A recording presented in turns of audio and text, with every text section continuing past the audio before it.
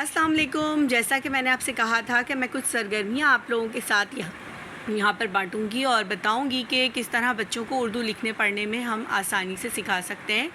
ये सरगर्मी जो मैं यहाँ आपको बताने जा रही हूँ, ये मेरी सबसे ज़्यादा पसंदीदा सरगर्मी है और इसमें बच्चे बहुत आसानी के साथ और बहुत जल्दी अल्फाज बनाना शुरू कर देते हैं। आप किसी भी सादा सफ़े पर इस तरह का एक मौमा आप जिसे कह सकते बना लीजिए और इसमें आप कोशिश करें कि अलिफ छोटी है, बड़ी है, वाव है, ये वाले हुर्फ आप लाजमी रखें, क्योंकि उर्दू ज़बान में बहुत सारे अल्फाज इन्हीं हुर्फ की मदद से बनते हैं। जैसे हम इंग्लिश में वॉवल्स कहते हैं, इसी तरह से उर्दू में ये मसौते होते हैं जिनका इस्तेमाल ज़्यादातर अल्फाज में होता है।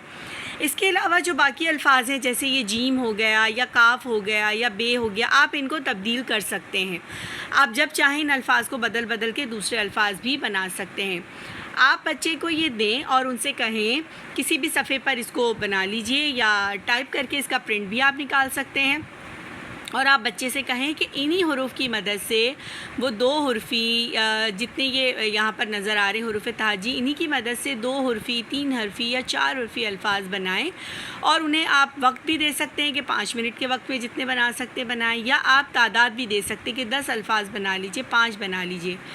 इस तरह की सरगर्मियों से आपको बहुत मावनत हासिल होगी और बच्चे बहुत जल्दी अल्फाज बनाना शुरू कर देंगे।